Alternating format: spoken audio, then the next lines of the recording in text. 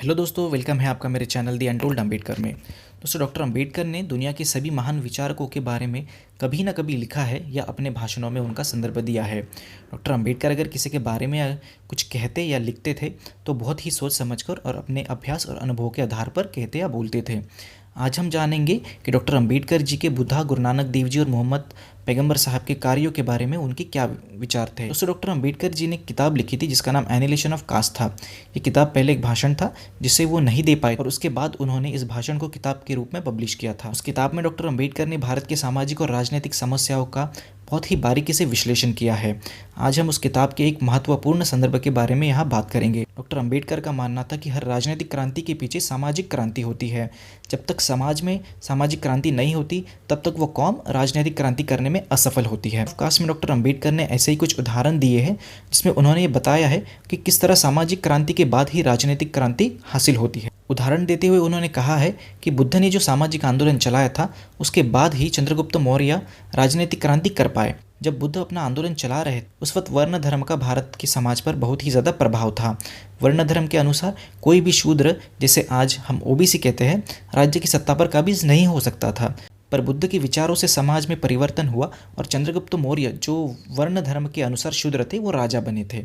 दूसरा उदाहरण उन्होंने छत्रपति शिवाजी महाराज का देते हुए लिखा है कि शिवाजी महाराज की राजनीतिक क्रांति के पहले महाराष्ट्र में संतों ने सामाजिक आंदोलन चलाया था। उस सामाजिक आंदोलन के ही आधार पर शिवाजी महाराज ने अपना शासन निर्माण किया था।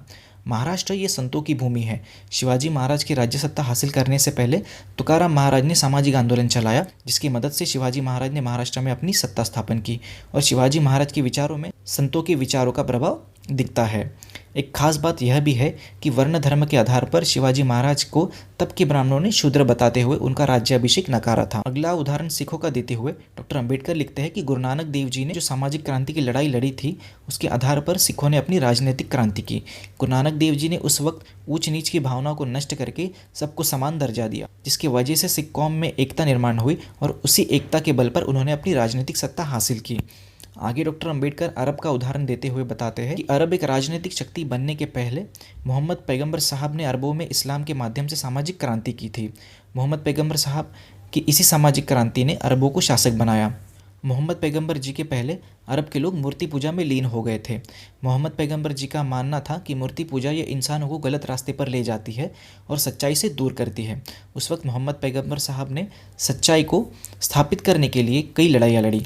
इस्लाम को एक आंदोलन की तरह उन्होंने सारे अरब में फैला दिया जिसकी वजह से अरबों ने राजनीतिक सत्ता हासिल की। दोस्तों, सामाजिक क्रांति का मतलब अगर हम आसान शब्दों में समझने की कोशिश करें तो समाज के विचारों और मान्यताओं जो समाज और देश के विकास में रुकावट पैदा करती है उसे बदलकर एक नए विचार धारणा को समाज में प्रस्थापित करना, जिससे समाज में भाईचारा और समानता निर्माण हो सके और जिसका फ़ायदा देश और समाज के विकास में हो सके। दोस्तों, आज की वीडियो में बस इतना ही था। वीडियो अगर आपको अच्छी लगी हो तो इसे लाइक ज़रूर कीजिएगा, चैनल को सब्सक्राइब ज़रूर कीजिएगा और बेल आइकन ज़रूर दबाइएगा। अगर कोई कमेंट या सुझाव है तो आप कमेंट बॉक्स में लिख सकते हैं। वीडियो को ज़्यादा से ज़्यादा दोस्तों तक शेयर कीजिए। मिलते हैं अगली वीडियो में। धन्यवाद।